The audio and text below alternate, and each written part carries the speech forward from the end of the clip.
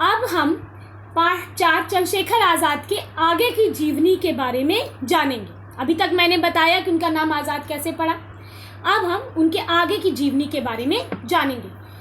जब भारत के क्रांतिकारी अपना संगठन बनाए थे तो चंद्रशेखर आज़ाद भी उनसे प्रभावित हुए और उनके दल में शामिल हो गए।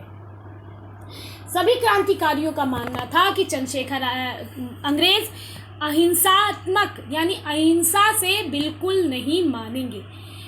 उनको भय दिखाकर भारत छोड़ने के लिए मजबूर हमें करना होगा।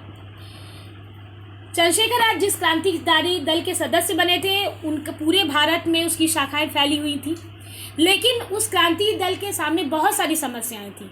सबसे बड़ी समस्या थी धन की। धन कहाँ से मिले? उसी समय 1925 ईस्वी में उत्तर प्रदेश के काकोरी स्टेशन के लिए चलती गाड़ी को रोककर सरकारी खजाना लूट लिया गया, जिसके कारण ब्रिटिश सरकार की ओर से अनेक गिरफ्तारियां होने लगी, पर आज़ाद गिरफ्तार नहीं हुए। बहुत बड़ा इनाम उन पर घोषित भी किया, उन्हें पकड़ने के लिए बहुत बड़ा इनाम भी घोषित किया गया, लेकिन आज़ाद भी यह ठान चुके थे उन्हें कोई जीवित नहीं पकड़ सकेगा। उन्हें मृत ही, उनकी लाश को ही गिरफ्तार किया जा सकता है। सभी लोगों पे बाकी लोगों मुकदमा चलता रहा और आज़ाद झांसी में ही छिपे रहे। काकोरी षड्यंत्र के मुकादमे राम प्रसाद बिस्मिल, रोशन सिंह, अशफाक उल्लाह, राजन लाहिड़ी को फांसी भी हो गई। अब सारा जो नेतृत्व का था क्रांतिकारी दल का आज़ाद के ऊपर ही पड़ पड़ा। उन्हें भगत सिंह जैसे भी कई साथी मिले और जब ब्रिटिश सरकार ने विलायत से साइमन की अध्यक्षता में एक आयोग पहुंचा तो लाहौर में उसके विरुद्ध प्रदर्शन होने लगे। इस प्रदर्शन में वयोवृद्ध नेता लाला लाजपत राय को लाठी की खतरनाक चोटें आई, जिनके कारण उनकी मृत्यु हो गई। पूरा देश इससे बेचैन हो उठा और अंग्रेजों के प्रति रोष से भर गया। चंद्रशेखर आज़ाद, भगत सिंह, शिवराम, राजगुरु, राजगोपाल ने यह निर्णय किया कि लाला जी को हत्या के लिए जिम्मेदार स्कॉट या सैंडर्स को मार डालना चाहिए। 17 सितंबर 1928 को उन लोगों ने पुलिस सुप्रिंटेंडेंट सैंडर्स को गोलियों से भून डाला, पर कोई भी पकड़ा नहीं जा सका। 27 फरवरी 1931 में दिन के 10 बजे आज़ाद और सुखदेव राज इलाहाबाद के अल्फ्रेड पार्क में बैठे थे। इतने में 2 अधिकारी पुलिस वहां आ गए और उनमें से एक आज़ाद को पहचानता था।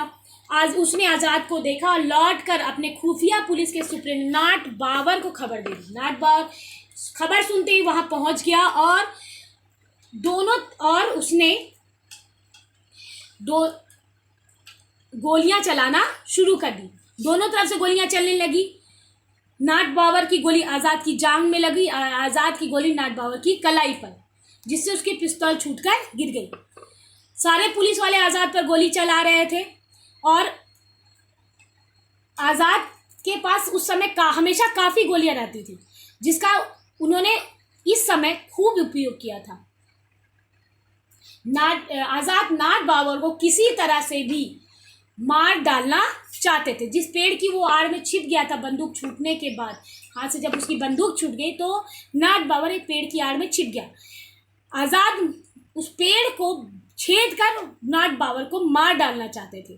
पूरे 1 घंटे तक दोनों तरफ से गोलियां चलती रहीं और आज़ाद के पास जब गोली खत्म हो गई तो उन्होंने अंतिम गोली स्वयं को मार ली और अपने प्राणों की आहुति दे दी और अपनी प्रतिज्ञा भी निभाई कि कभी वे जिंदा नहीं पकड़े जा सकेंगे। जब बहुत देर तक आज़ाद का शरीर निस्पंद यानी बिना हिले डुले पड़ा रहा, तब पुलिस वाले आगे बढ़े। इतना डर था उन लोगों के मन में, आज़ाद का आतंक इतना था कि उन्होंने पहले एक गोली आज़ाद के मृत शरीर को मारकर देख लिया कि वो सचमुच मर गए हैं।